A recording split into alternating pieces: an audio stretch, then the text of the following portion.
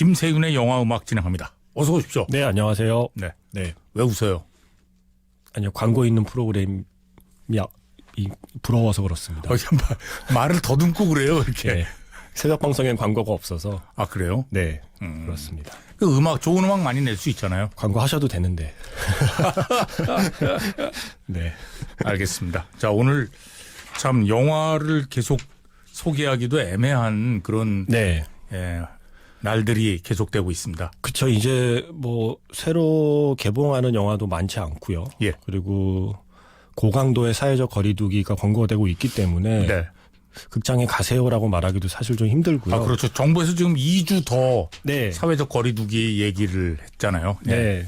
그리고 그래서 사실은 저도 최근 들어서 지난 영화를 다시 보게 되는 시간이기도 해요. 네. 예전에 이런 영화들이 있었죠. 왜냐하면 매주 개봉하는 새 영화를 따라가느라 바빠서 잠시 잊고 있던 예전 영화들을 다시 떠올리는 시간이기도 하고요.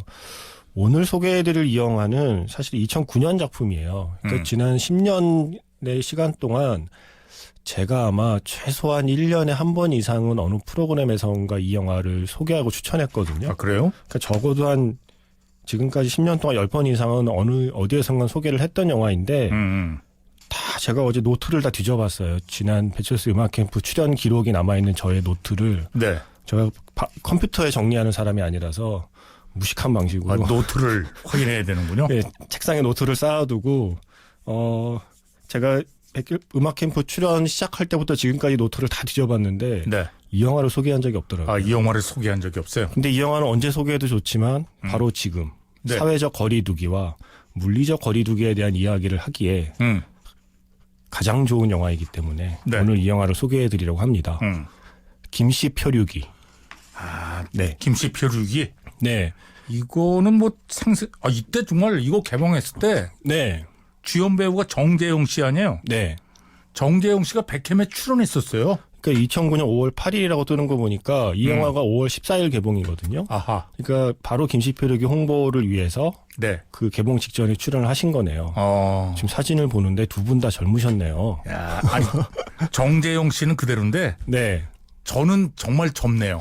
아닌데 좀 더 젊어지신 것 같기도 하고 오히려. 아, 그러지 마요. 예.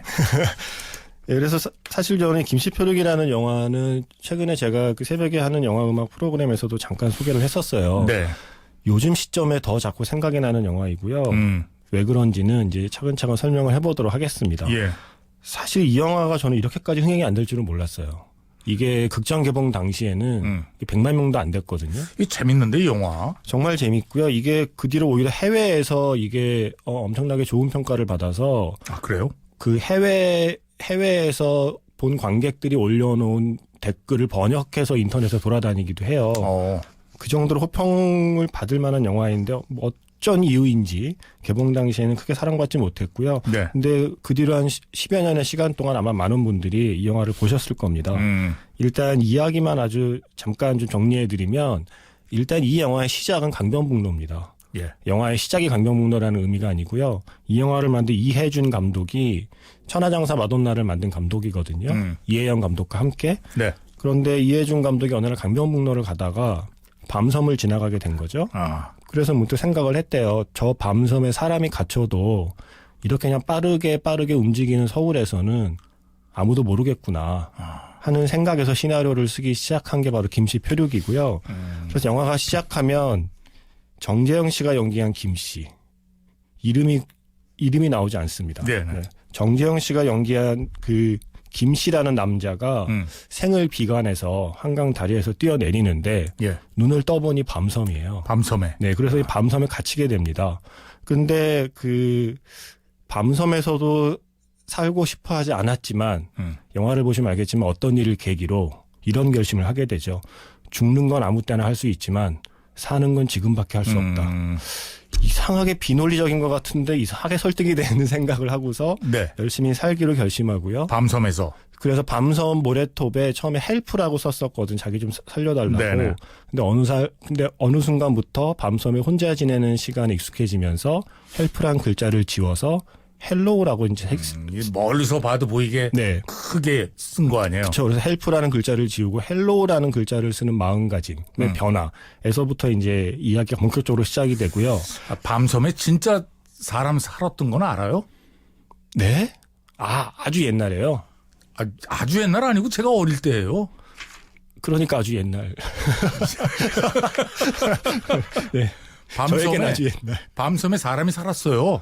그랬다고 거기서 네, 책에서 본 것 같아요. 밤섬에 그래서 땅콩밭도 있고 막 그래가지고 네. 저는 너무 어려서 못 갔는데 저희 동네의 그 형들이 밤섬까지 헤엄쳐서 가서 네. 밤섬에서 땅콩 서리 해가지고 와서 네. 뭐 구워 먹고 막 그랬어요. 김 씨의 선조들이 그때 이미 활동을. 아무튼 밤섬에 사람들이 살았었다. 네. 하지만 이제는 사람이 살지 않는 그곳에 혼자 이제 김 씨 혼자 살고 있었는데 네. 어느 날 근데 한편 그 밤섬이 보이는 아파트에 살고 있는 여자 김 씨가 있어요. 이게 바로 정여원 씨가 연기한 캐릭터고요. 네.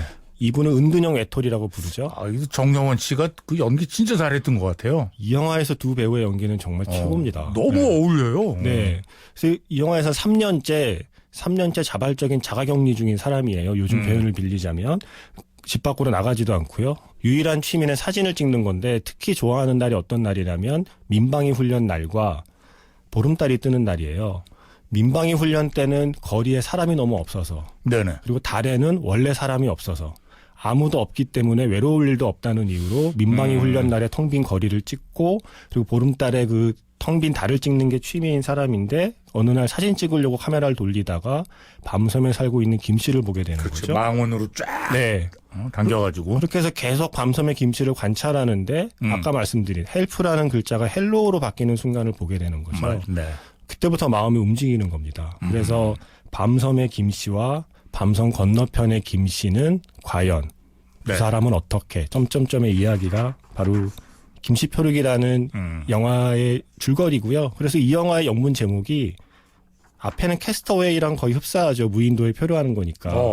근데 영문 제목이 캐스터웨이 온 더 문이에요. 그러니까 달 위에 표류한다는 얘기거든요. 그렇죠. 예, 그런 영문 제목이 붙은 이유가 여자 김 씨의 달 사진 찍는 취미와 그리고 밤섬에 혼자 표류한 남자 김 씨 이야기를 합쳐서 그런 영문 제목이 나온 겁니다. 아하. 네.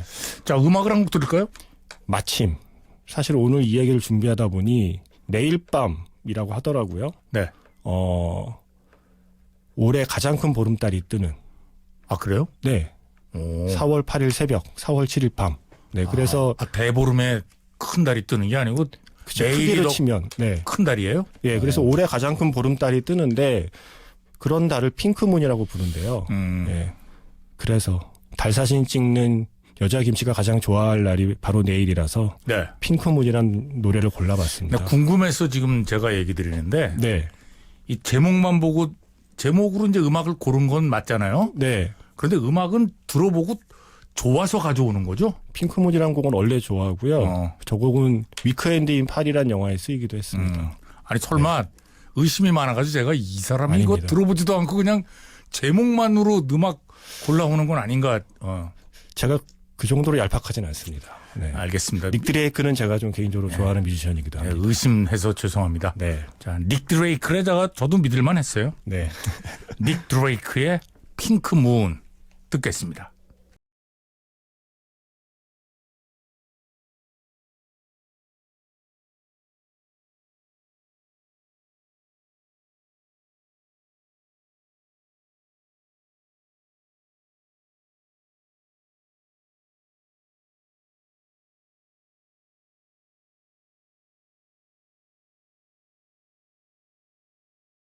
그의 핑크문 들었습니다.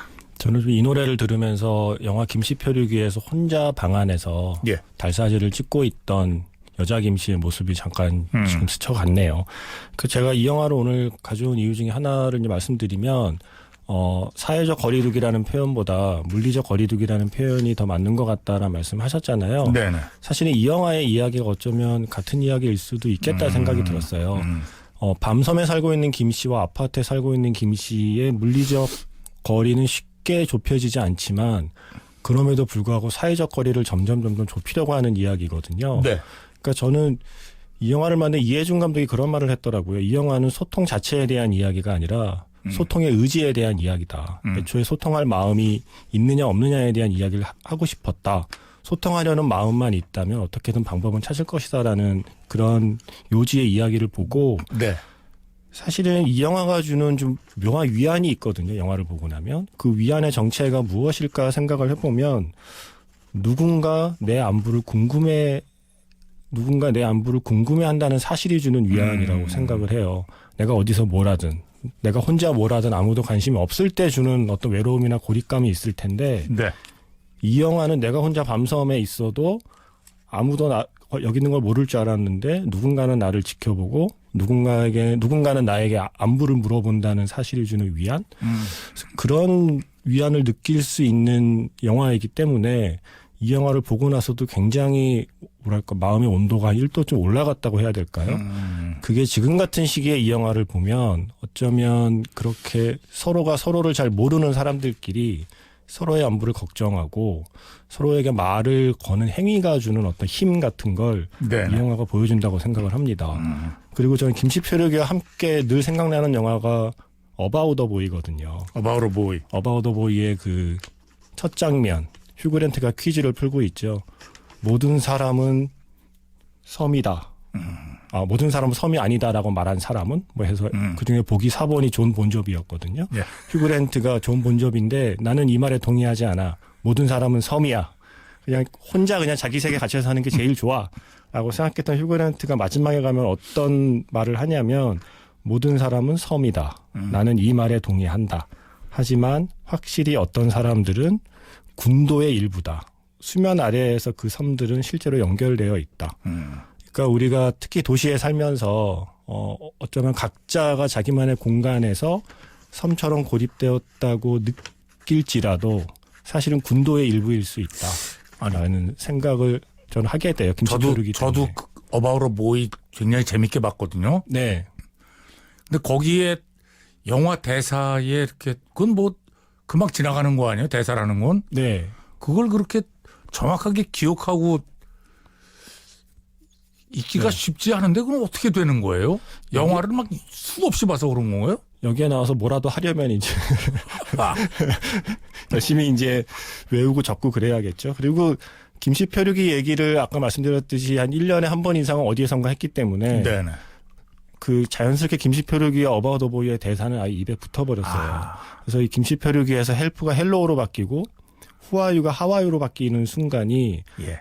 꼭 영화 속에서만이 아니라 우리가 실제로 어떤 사람과 사람 사이에서 헬프를 헬로우로 바꾸고 그리고 후아유라고 약간 경계하는 말 대신에 하와유라는 태도로 바뀌었을 때 이 영화가 보여주라고 했던 어떤 진짜 이야기가 더 와닿지 않을까. 예.